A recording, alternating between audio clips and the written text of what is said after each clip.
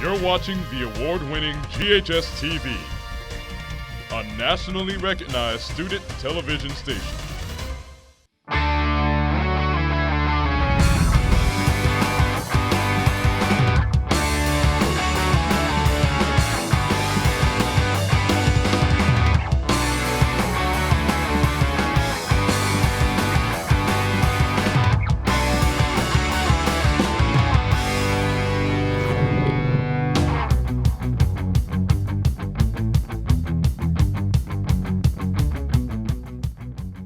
Hello and welcome to this week's edition of GHS-TV's award-winning talk show Crosstalk. I'm your host, Scarlett Simpson.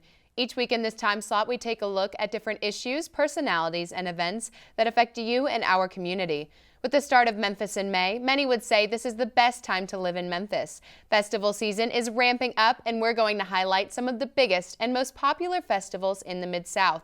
We are also very excited to be joined by representatives from the FedEx St. Jude Classic, which just made a major announcement for next year. Before we get to all of that, let's kick things off with Robert Griffin, Director of Marketing for Memphis in May. Mr. Griffin, thank you so much for being on the show today. My pleasure. Thank you for having me. Well, Memphis in May began in the 70s. How did all of the elements come together? Well, originally it started, as you mentioned, in the 70s. At that time, downtown Memphis was a virtual ghost town. So many businesses had moved out. There weren't residences down there, and this was an opportunity for some business leaders to do something to stimulate growth back downtown and bring people back downtown to see how much it had to offer. Beautiful riverfront, an entertainment district, hopefully that they could grow. And so that was a reason why it started. And it grew into an international festival to give it a different aspect other than just yet another festival somewhere. It was a different twist that allowed people to celebrate something else and expand Memphians' horizons to the world around them. And it also gave us a chance to share Memphis culture to those various nations. Someone had on that board, that original board, had been to an international festival previously, and they decided, well, let's do the same thing in Memphis because it does expand the outlook of a festival from just focused on one aspect of maybe music perhaps to something that's much greater than the city itself. And that was the initial idea. Well, you did mention that the festival honors countries for the International Fest. Why did they make the decision to do that instead of just focusing on Memphis? And part of it was just what I was saying, that it gives it a broader scope. Around that same time, Memphis was in the running to get the new Sharp manufacturing facility. And it may be a coincidence, maybe not, that the same time that Memphis in May chose to honor their First Nation, Japan, was around the exact same time that Memphis won the Sharp manufacturing facility. We had delegations coming in from Japan anyway to visit the city and see what it had to offer, and this was our chance to put our best foot forward and make a presentation to the world, and likewise allow the chance for these honored countries to experience what's great about Memphis. And that international aspect was just the beginning of what's now become 38 countries that have been honored over the last 42 years, and it's been a fantastic opportunity for us to bring the world to Memphis and bring Memphis to the world. Well, this year the country that is being honored is the Czech Republic. How are the countries selected? We have a volunteer board that consists actually of several educators and other business leaders.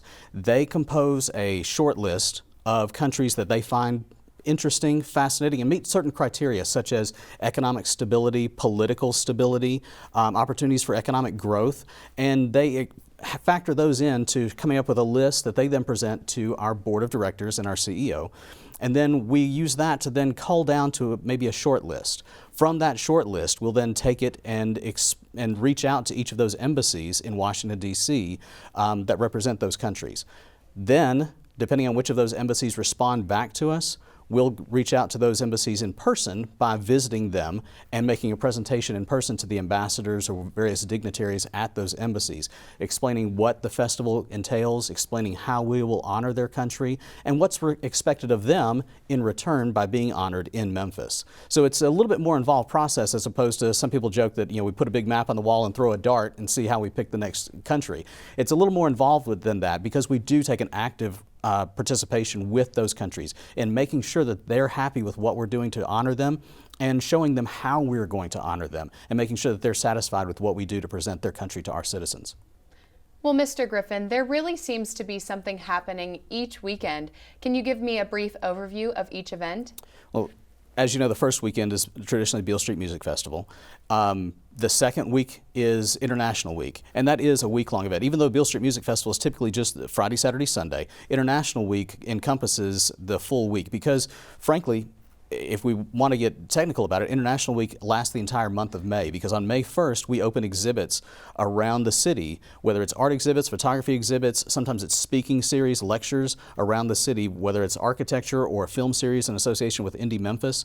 Various activities are going on all month long, but International Week specifically focuses on the cultural show that we have at the Orpheum Theater. There's a matinee performance at which we invite students from Shelby County schools to come to the Orpheum for a free performance of whatever cultural show that we're bringing in. This year it's the Epoch Quartet. It's a string quartet from Prague. They're world renowned. They just finished their South American tour and are coming to Memphis as part of this opportunity to celebrate Memphis in May. Following the matinee show, then they have their evening performance that's open to the public. Tickets are $15 at Ticketmaster.com. And then we also have on Thursday, or excuse me, that's the Thursday show. Then we also have our International Gala on Friday, and then a special dinner at Chez Philippe at the Peabody Hotel, which is this year focused on a Czech menu. We've got a chef coming in from Prague. I like to say he's the Emeril Lagasse of Czech Republic. He has 3 restaurants in Prague, multiple best-selling cookbooks, including a barbecue cookbook, and several TV shows that he hosts in the Czech Republic. And he's coming in both to consult on the menu for that we'll be serving at Chez Philippe at the Peabody. He's also coming in to consult on the menu that we'll be preparing for our International Gala, and he's preparing a Czech cuisine sampling that we'll be serving at that Epoch Quartet performance at the Orpheum Theater. So he's very involved this year, and we're excited to have him because he is a huge celebrity. When we met with him in Prague, people were coming by to take selfies with him at the table or snapping pictures of him as he walked through the dining room of his restaurants, just like it would be if you saw Emeril Lagasse in public. So after International Week, we then have the World Championship Barbecue Cooking Contest. So many people call it Barbecue Fest, but it's so much more than that because it is the World Championship. This year we have 4 teams coming from around the world and across 23 states to represent their states, their hometowns, and their countries here in Memphis. So it is the World Championship. It's the largest barbecue competition in the country. And we'll have 225 total teams, and the competition lasts for 4 days, at the end of which we crown a world champion. Following the World Championship Barbecue Cooking Contest, the Memorial Day weekend, that Saturday, we have our Great American River Run, a half marathon and 5K, and 901 Fest, which is a celebration of all things great about the Memphis area, as you know. There's so many wonderful things to offer in Memphis, and this is our chance to make the most of that and let people know what it is, featuring local artists performing, and local artisans sharing their arts and crafts, selling their arts and crafts, and local food vendors. You've got the guys from Mem Pops or Gus's Fried Chicken or Central Barbecue, all of these Memphis favorites that are just specific to us, exclusively Memphians. And it gives us a chance to kind of celebrate that and enjoy that right down there on our best asset, the Mississippi Riverfront. Well, is there anything exciting we can expect from all of the events? I think everything from all of those events is exciting, frankly, whether it is crowning a world champion, because that world champion, when we do announce that goes nationwide. You'll see TV stations from Seattle to New York who will be picking up that part in their news and running it because it's a big headline that Memphis is a part of. And internationally, for Beale Street Music Festival, we've got various media who are coming in from around the world to cover it. There's a blues magazine in Norway that's coming in to cover Beale Street Music Festival. So all of it's very exciting from my perspective. Well, thank you, Mr. Griffin, for being on the show today, and good luck on the rest of Memphis in May. It seems to be shaping up to be another successful year. Thank you so much. We have to take a short break, but when we come back, we'll continue our tour of summer events with the St. Jude Classic.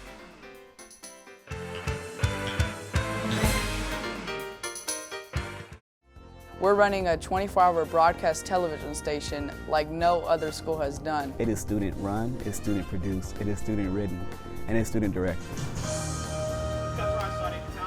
Here's to another 35 more years. Students here get immersed in lots of different types of shows so that when they go out into the real world or to college, if this is what they want to pursue, they are so prepared. Those lessons have also affected me in the ways that I would never even imagine. It has shown me to be different and to, not settle for mediocrity. When you're producing a show, you want your show to be the best one it can be. You want it to be, a show to remember, a show that you want to look back on and say, I did that. Yes, I did do this. Did I believe that I could do this? No, but because of all the support that I gained, I know that I can actually get this done. I know that the skills I've learned here is something I'm never going to forget, and same with the experiences here. From all of us here at GHS-TV, have a great day. For more information about the Kappa program, visit ghskappa.com or call 755-7775. You're watching the award-winning GHS-TV, a nationally recognized student television station. Welcome back to Crosstalk. The FedEx St. Jude Classic has been one of the region's most popular events since its inception in 1958. But the Classic as we know it is ending, and next year something big is happening that will put Memphis on the golf map. Here to talk about the Classic's 61st year anniversary and the future of the tournament is Brian Vincent, tournament coordinator.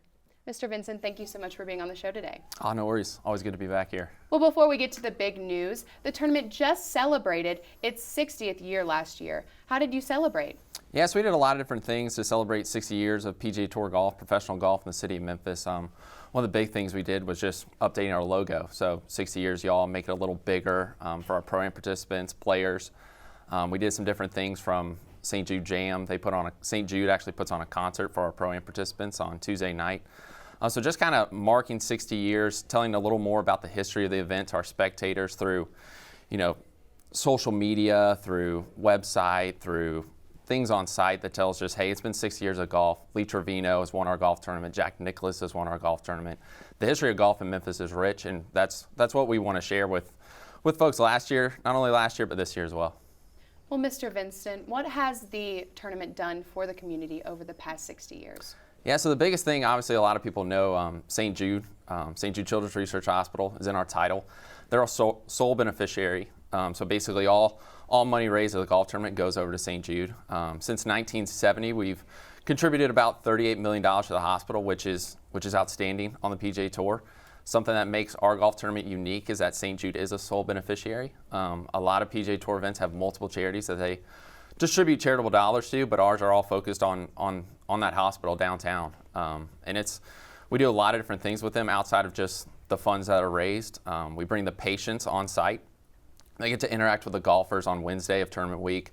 Some of them we call it our Little Loopers program. So they'll carry the bag for the pros if they can. They'll just get some time inside the ropes with the pros. So Dustin Johnson, Phil Mickelson, they'll get some time to interact with St. Jude patients. Outside of that, some of the pros, we take the pros down to the hospital. A lot of the pros will, they reach out to us and say, hey, I would love to take a tour of St. Jude. I've heard about it, would love to touch and feel kind of feel to it. So we take them down there, we bring some miniature putt-putt, and we just let them, again, interact with the patients who may not be able to go outside for health reasons. And then on Sunday of tournament week, so final round, so we have some of those patients who can travel. They actually act as honorary pin flag bearers on the 18th green. So you may have seen it on CBS coverage. You'll see Phil Mickelson walk over to a St. Jude patient who's holding the pin flag. So a caddy will give the pin flag to the patient, and they'll rock and roll from there. Well, you did talk about your partnership with St. Jude. How did this all start? Yeah, so that relationship, that started almost all the way back in 1958. So the founder of St. Jude, Danny Thomas, he had obviously a rich passion for St. Jude and helping children battling life-threatening diseases. And it wasn't until about 1970 that we were able to mold the relationship to where it's, hey, we have a PGA Tour golf tournament that started in 1958. We've got dollars going to the hospital up till then, but in 1970 that relationship was really solidified. And it was a lot of work from Danny Thomas himself and then some of the founders of the golf tournament, them working together to bring that relationship, to bring St. Jude and the golf tournament together, and it's been great ever since. Well, the big news is that the tournament is turning into the World Golf Championship FedEx St. Jude Invitational. First, explain what a World Golf Championship is. Yeah, absolutely. So World Golf Championship, for those who know golf, I like to tier it a little bit. So the best events, you could call them, are major championships. So the Masters, the U.S. Open, the PGA Championship, and the British Open, that's kind of tier one. Below that, you have the Players Championship, which is actually next week. So they consider that the best field in golf. Right under that is where you have World Golf Championships. So this is the top 70 in the world. So there's an official world golf ranking. So the top 70 in the world are invited to Memphis to come play. They're not obligated to play, but 98% of them will show up. So those top 70 70 are invited, and then we also get the best in the game from other tours like Japan, South Africa, just different. It becomes a global event. So a lot of the tour events you see week to week are, the fields may not be, they don't have the top 10 of 10 in the world. WGCs, there's a larger purse. It's an elevated event for not only the PGA Tour and the players, but for the city. It's just, from what we have right now, it's just an elevated event. We're going from basically above average to almost top-notch event.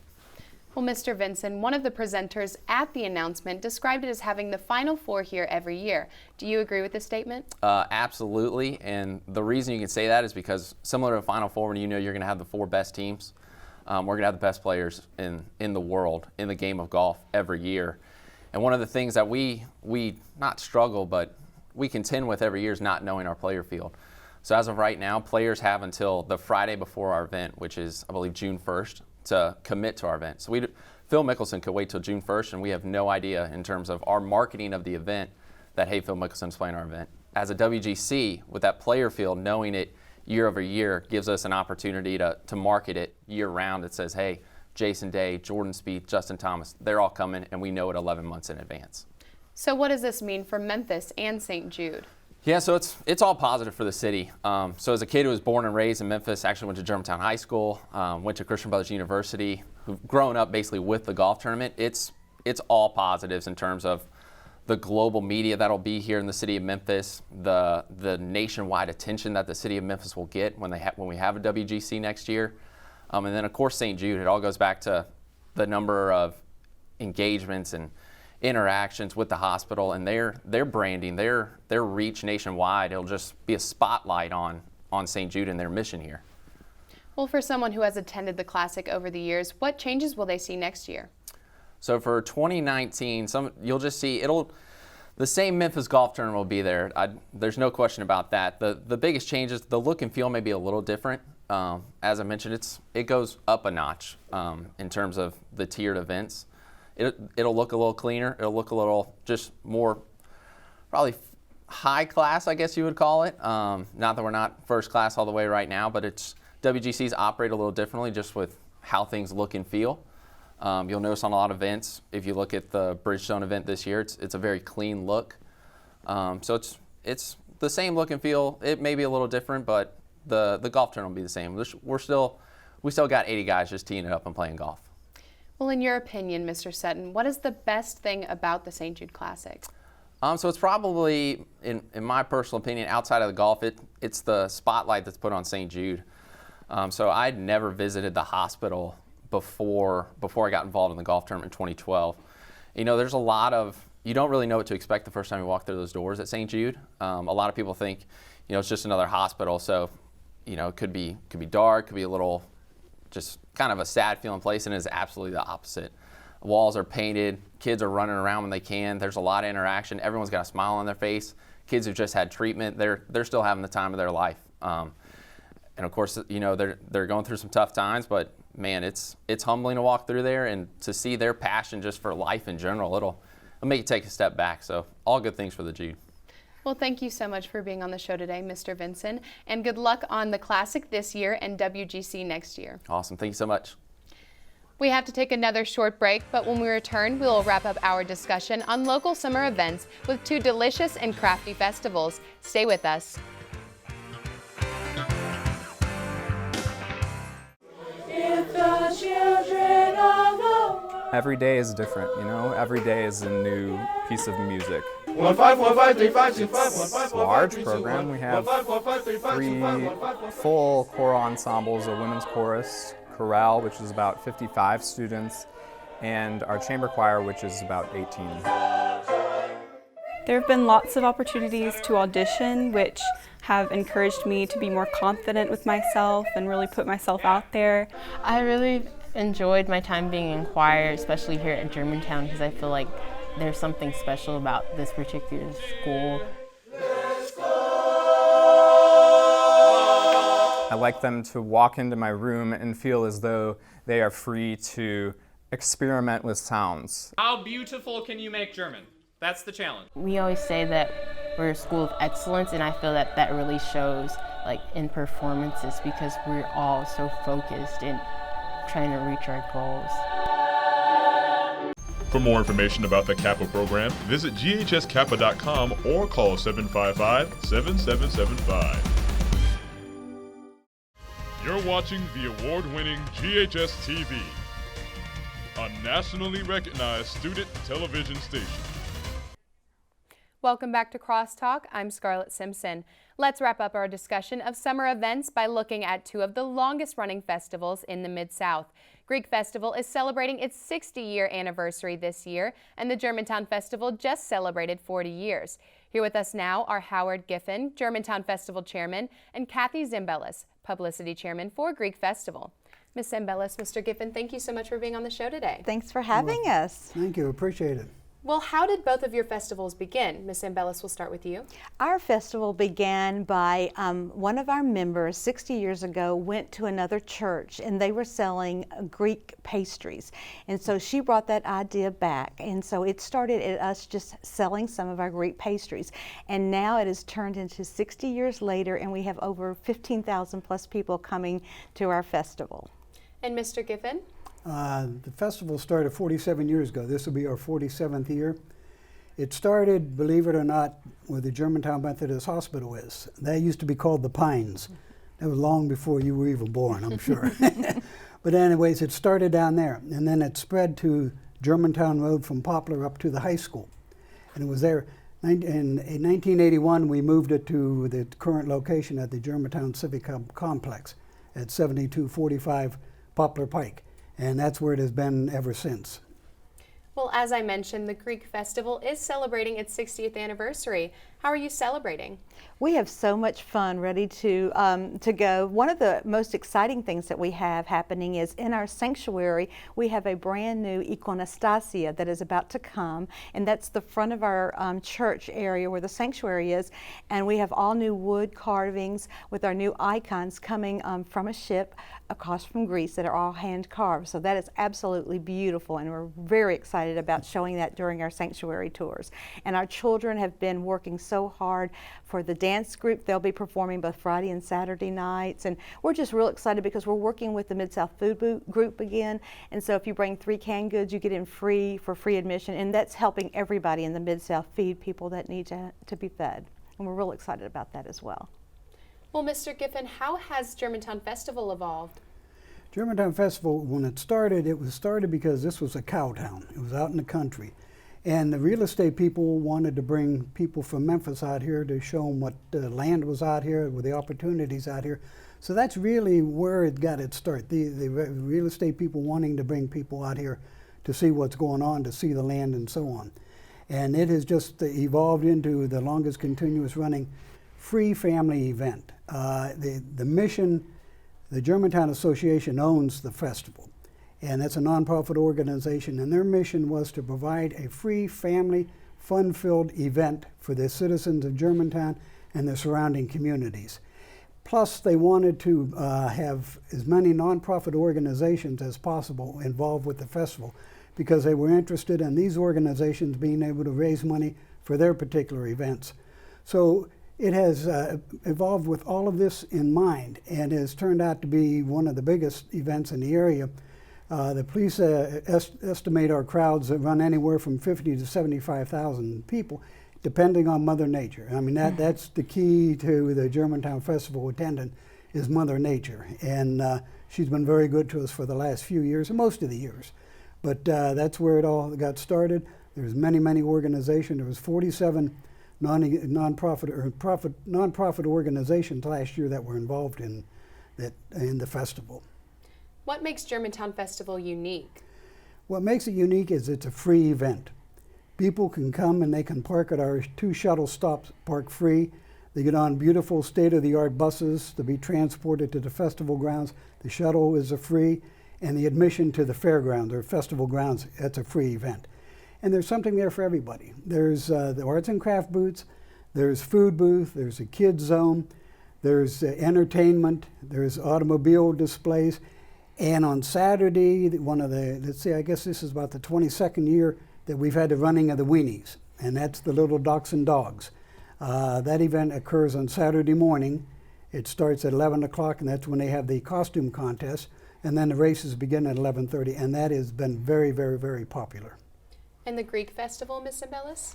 Well, we have started back in about January. We started preparing some of the Greek pastries, and we're so excited about that. Everybody loves all of the Greek pastries and everything, and then we have our cookbook that we can get. It's Mother's Day weekend, and we have a beautiful marketplace. We call it Agora, and you can go through the various vendors and get some things for Mother's Day. And if you can't stop, we want everybody to come and be a part of it, but if you can't stop, we do have a drive-through that you can go to. We also have some free shuttles, and all of the information is on our website at memphisgreekfestival.com.